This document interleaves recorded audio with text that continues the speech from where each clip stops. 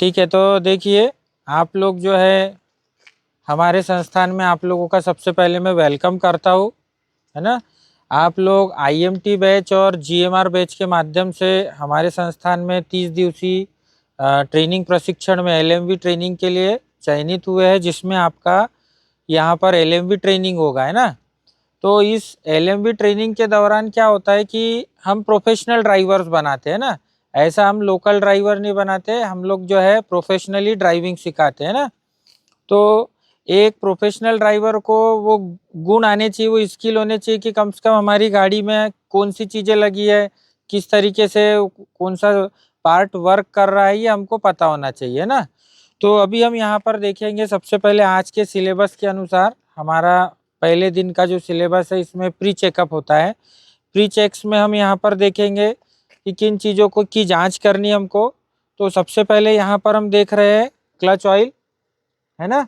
ये जो clutch oil है इसका लेवल जांचना, यहाँ पर 2 लेवल दिखाई दे रहे हैं हमको, मैक्सिमम और मिनिमम के, है ना। तो हमको विशेष कर ध्यान देना है कि ये मैक्सिमम पर हो। इसके अलावा ये जो है ब्रेक ऑयल है, ब्रेक फ्लूइड कहते हैं इसे, इसमें भी हमको लेवल मिलता है यहाँ पर हाई और मतलब मैक्सिमम और मिनिमम का। तो इसको हमें जांच करना और मैक्सिमम तक के रखना है, ठीक है।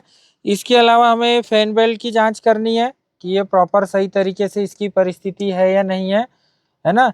क्योंकि ये फैन बेल्ट के बगैर हमारी गाड़ी में बहुत सी दिक्कतें आ सकती है। इसके अलावा हमें अगली चीज़ जांचनी है कूलेंट। ये जो कूलेंट है ये इंजन के तापमान को नियंत्रित करने के लिए है ना। इसमें भी हमें मैक्सिमम तक का लिमिट रखना है। अगर इसका लेवल कम रहेगा तो इंजन ओवरहीट हो सकता है, इंजन को क्षति पहुंच सकती है। ये स्टीयरिंग ऑयल फ्लूइड है ना। ये जो स्टीयरिंग ऑयल है ये मैक्सिमम तक होना चाहिए, और यही एक ऐसा ऑयल है गाड़ी में जिसको हमेशा इंजन चालू करने के बाद चेक किया जाता है।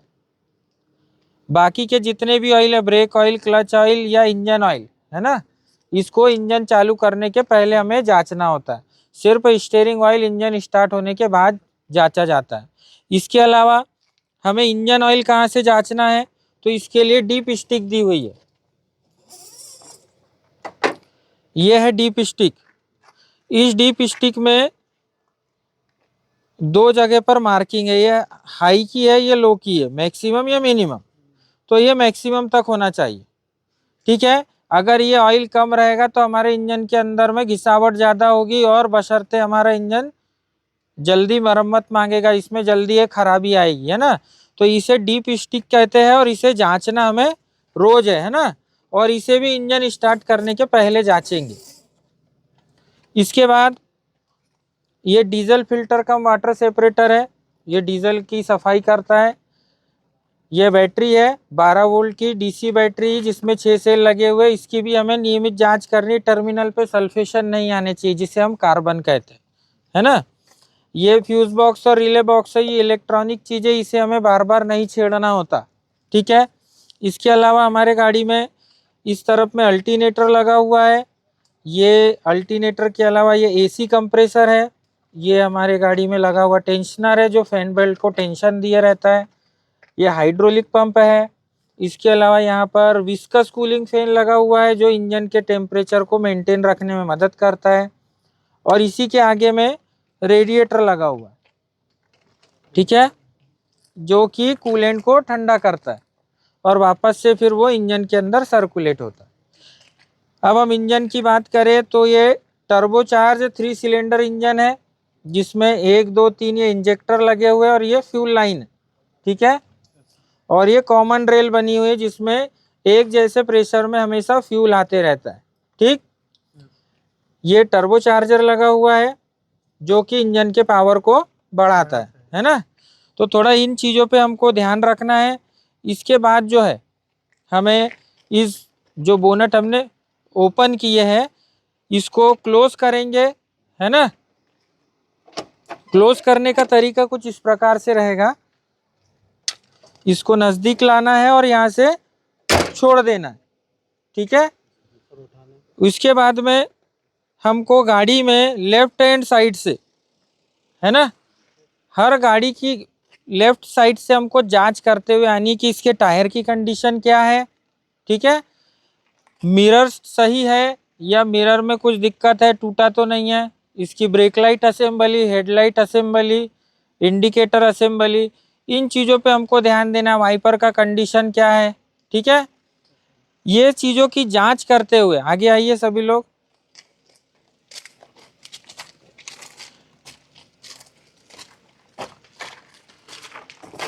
इन चीज़ों की जांच करने के अलावा आगे बढ़िए थोड़ा, हमें टायर की कंडीशन और इसमें जो सस्पेंशन के लिए स्प्रिंग डला है, जिसे लीफ स्प्रिंग भी बोलते हैं, कुछ गाड़ियों में कॉइल स्प्रिंग सस्पेंशन आता है, तो उस पर भी हमको ध्यान देना है कि वो प्रॉपर तरीके से सही है या नहीं है, टूट फूट तो नहीं है उसमें। टायर की परिस्थिति, उसके बाद में ब्रेक लाइट असेंबली, ऊपर में रूफ रेल्स आता है, उसके बारे में हमको देखना है कि वो कहीं से डैमेज तो नहीं निकला तो नहीं है ना। इन चीज़ों की जांच करनी है। आगे बढ़िए।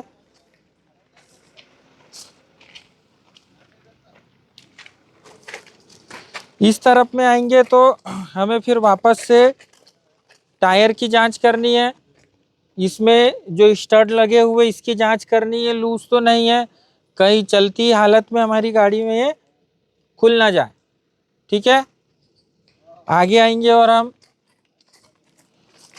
यहाँ पर मिरर की कंडीशन, मिरर को भी सेट करने का एक तरीका होता है, ठीक है। 30-70 इसका रेशियो है। 30% में गाड़ी का हिस्सा, 70% में पीछे के ट्रैफिक का हिस्सा हमें यहाँ दिखाई देना चाहिए। इस प्रकार से इसको सेट करेंगे, ठीक है।